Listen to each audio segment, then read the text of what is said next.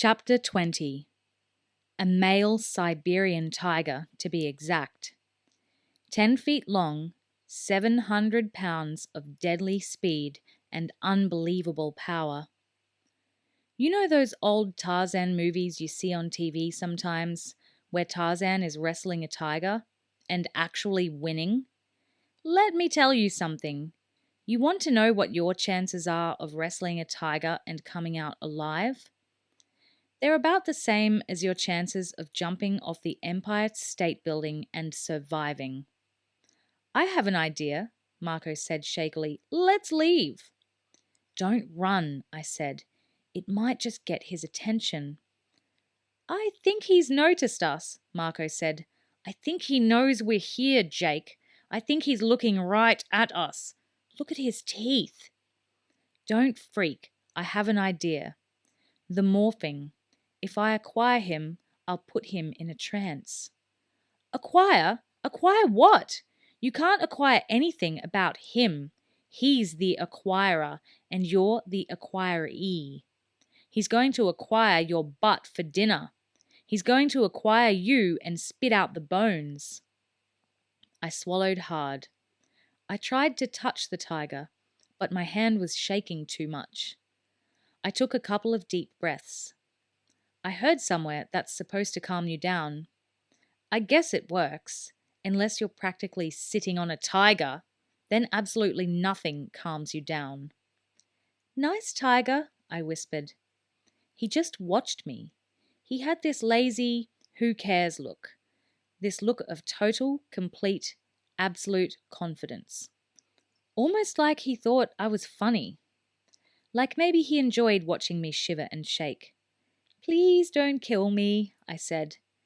Don't kill me either, Marco added. I reached my shaking hand toward the tiger. His eyes followed my hand. I touched his flank.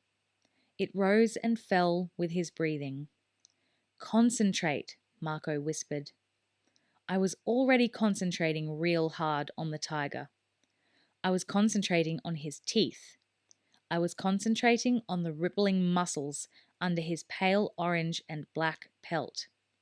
I was totally concentrating on the fact that he could swing that big, massive paw of his and send my head flying across the grass like a soccer ball. Then the tiger's breathing slowed.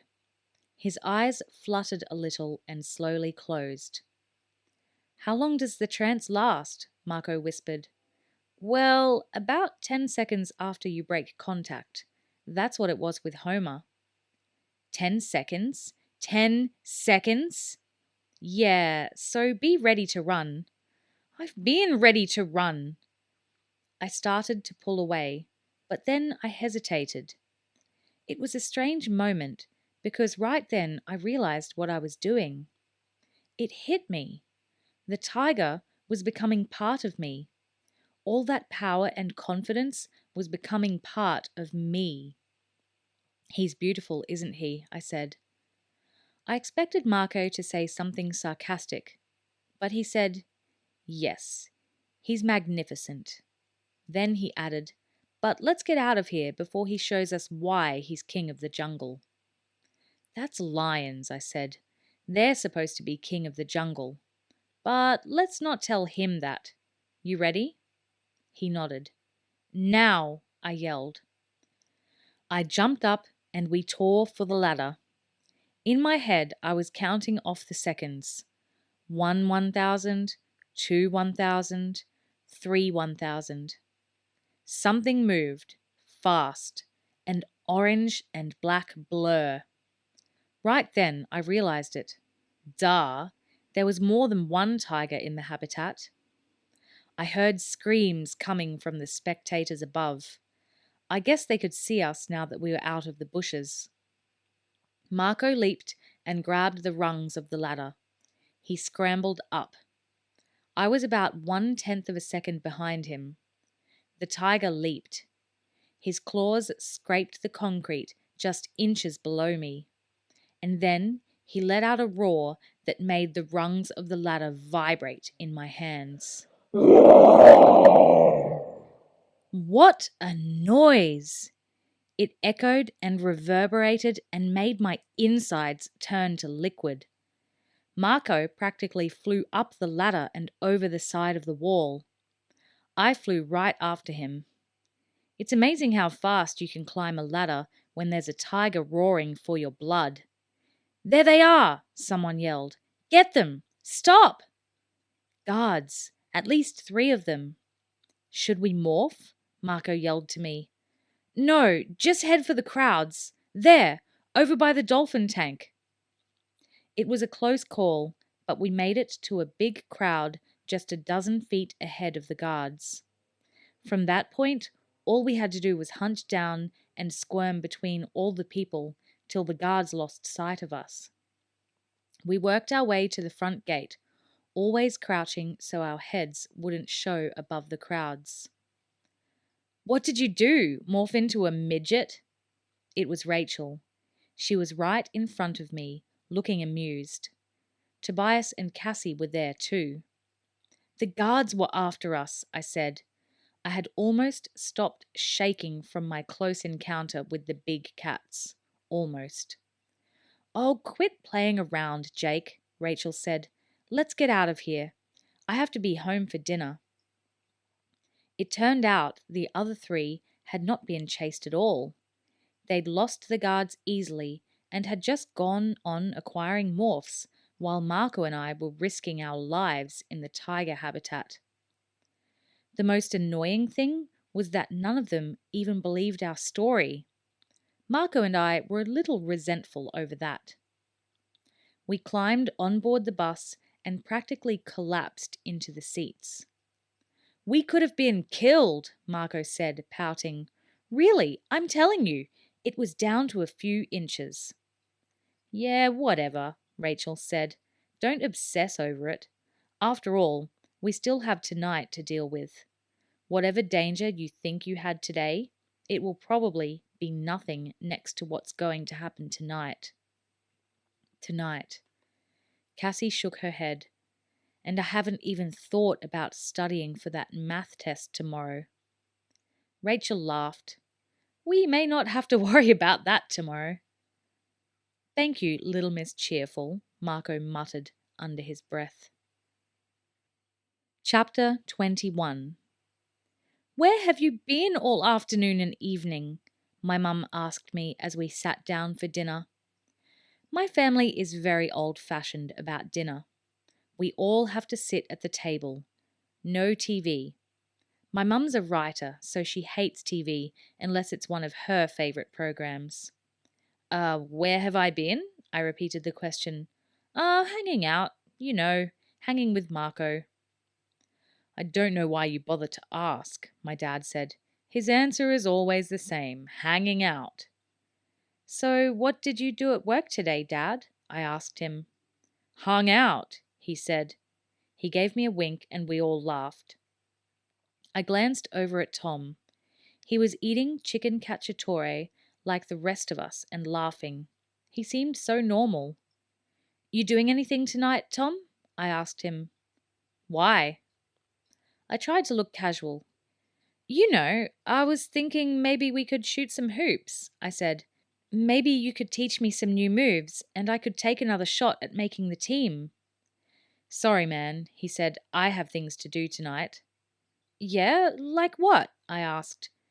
"Hanging out, no doubt," my mum said. "Eat the broccoli, Jake. It's good for you. It's full of trace minerals and vitamins you can't get anywhere else." "Okay," I said to my mum. "You know how much I love trace minerals."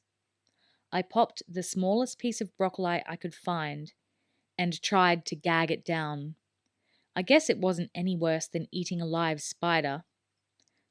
"So, Tom, what was it you said you were doing?" I asked again. He gave me a dirty look.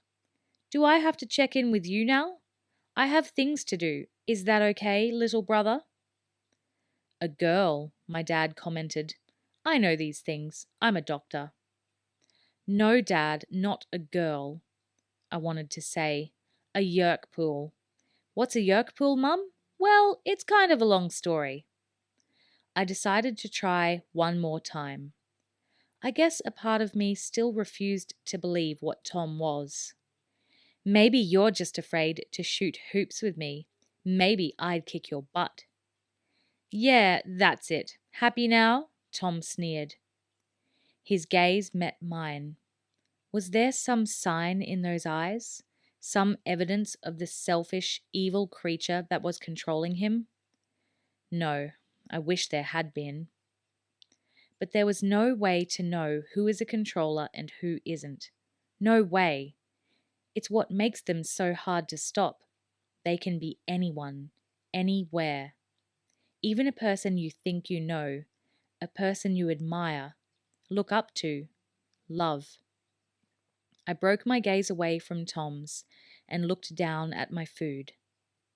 A few minutes later, Tom got up to go. I knew where he was going. After he left, I went to the upstairs phone where my parents couldn't overhear me. I called Marco. He's on his way, I said. I called Tobias and Rachel. I tried to call Cassie, but I got her mother instead. She's not in, her mum said. She sounded worried. She wasn't home for dinner. She went out to feed some of the animals and didn't come back. My stomach clenched. She's probably just out riding one of the horses, I said, trying to reassure myself as much as Cassie's mum. You know Cassie. All the horses are in their stalls, she said. I took a couple of deep breaths. Something was wrong. What had happened to Cassie? I'll look around for her, I said. Don't worry, I bet she just saw some injured animal or something and went off to rescue it. You know Cassie, I said again. Yes, I'm sure she's fine. Right, she was about as sure as I was.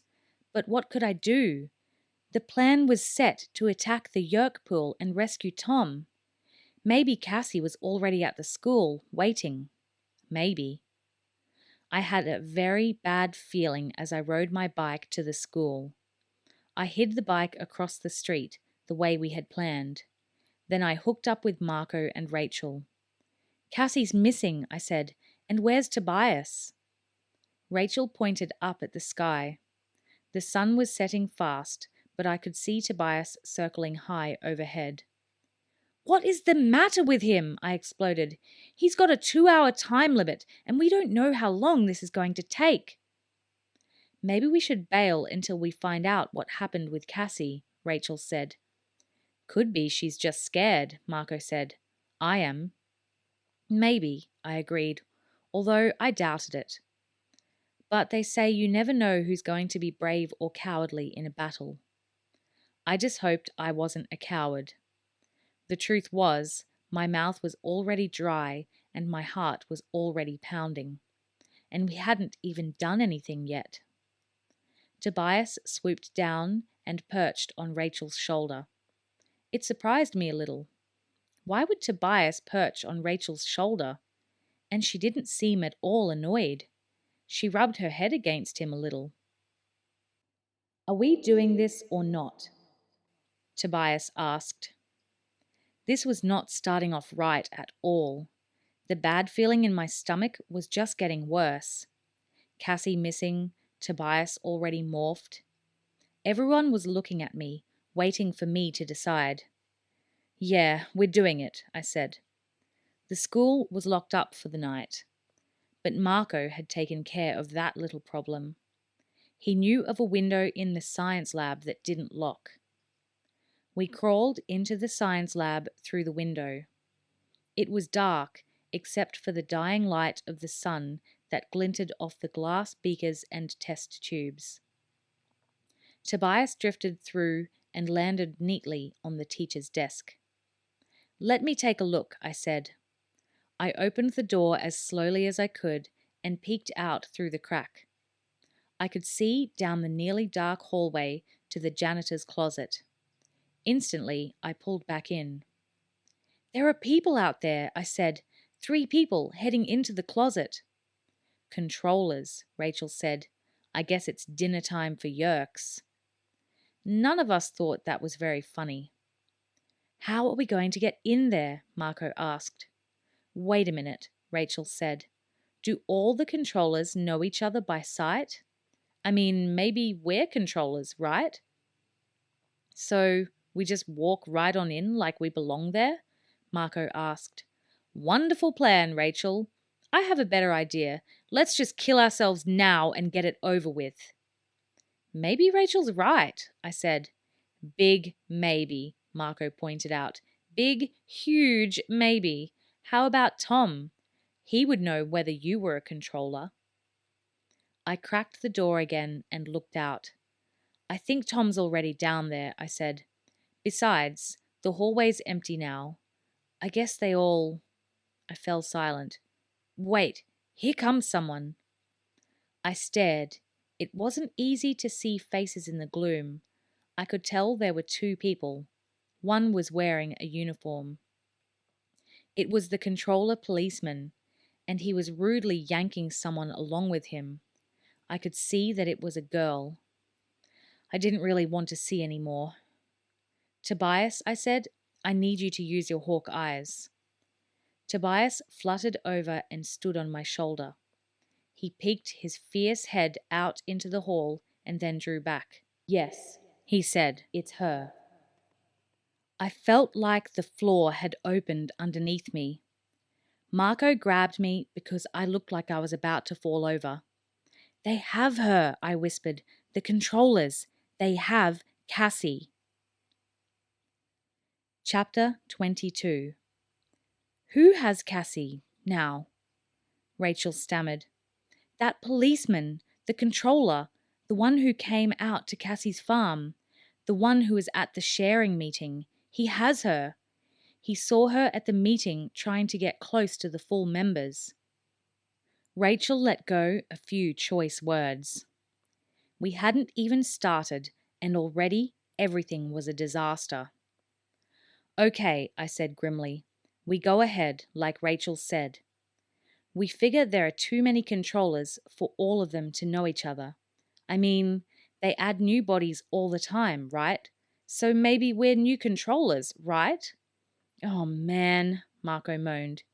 You have a better idea? I snapped. No, he said. I think we go ahead. We take our chances. Let's rock and roll. Okay then, everyone act cool. I looked at Tobias. Too late for you to morph back now, but try not to let them see you. Rachel, Marco, and I stepped out into the dark hallway. My legs were stiff. My knees were rickety. I was walking like Frankenstein, trying to look casual. We headed for the janitor's closet. Fortunately, no one else was in the hallway. We entered the tiny room and stepped inside. I tried to recall the sequence for opening the door. Faucet to the left, then twist the second hook around right. The door swung open. There was more noise than there had been the other day. Or maybe it was just that my human ears heard it better than my lizard ears had. There was a deep, sloshing, swooshing sound, almost like gentle surf breaking on the shore. But that was the nice sound. The other sounds were horrifying.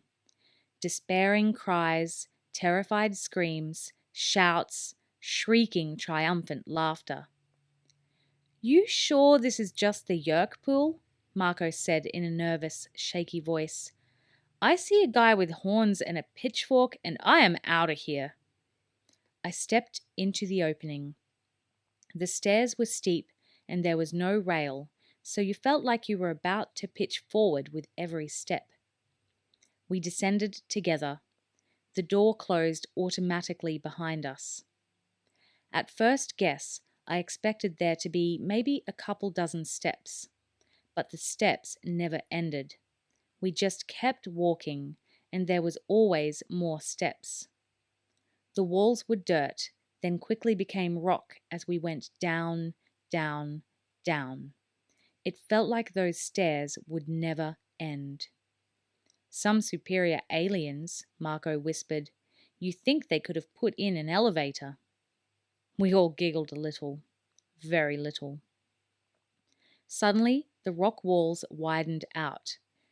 We had emerged into a huge cavern. And when I say huge, I mean huge. They could have played the Super Bowl in there and had room left over for a couple of malls. It was like a giant bowl turned upside down, all carved out of solid rock. At the very top of the bowl was the faint outline of a hole.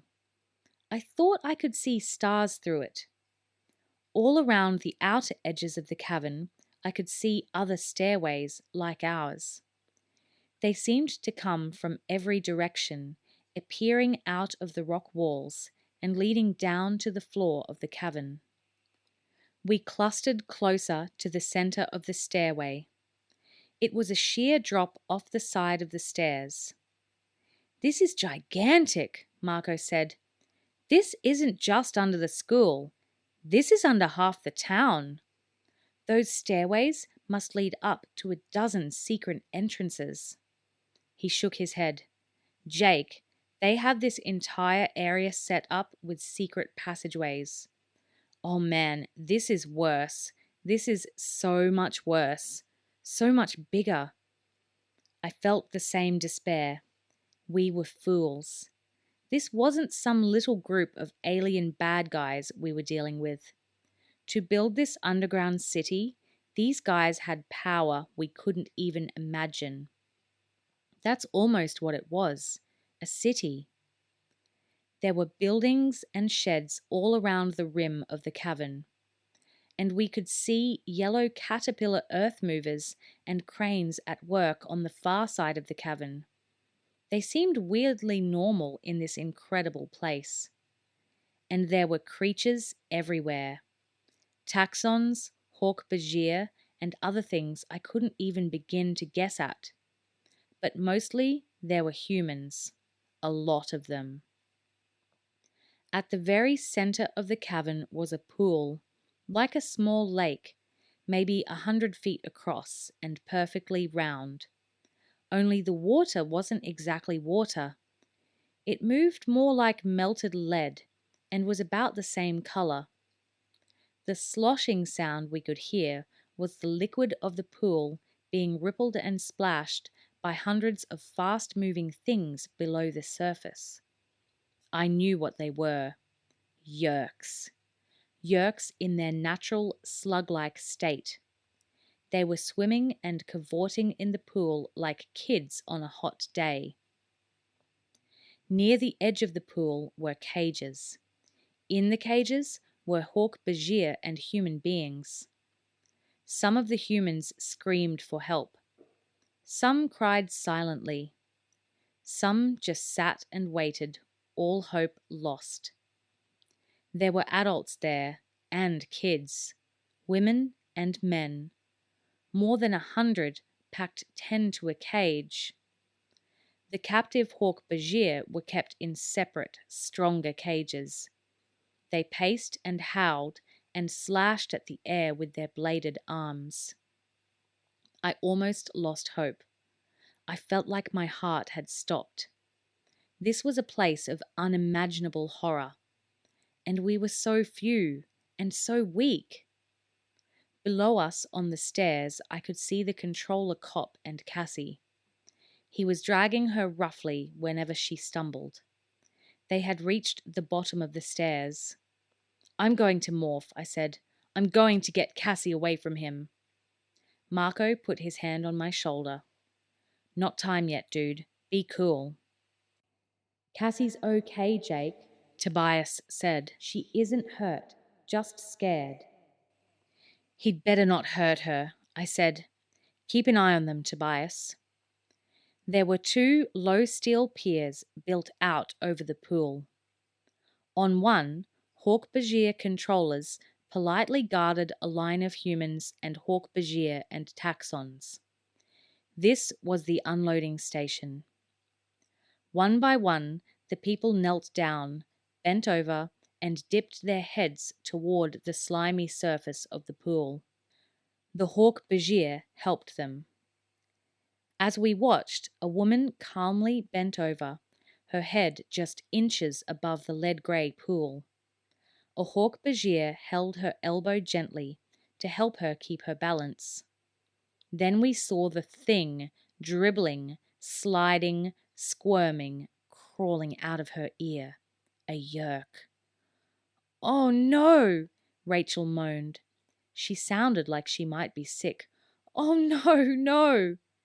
When the yerk was all the way out of the poor woman's head, it dropped into the pool and disappeared beneath the turbulent surface. Instantly, the woman cried out, "You filth! Let me go! Let me go! I'm a free woman! You can't keep doing this! I am not a slave! Let me go!" Two hawk Bajir grabbed her. They dragged the woman to the nearest cage and threw her in. "Help!" the woman screamed. "Oh, please, someone help! Help us all!"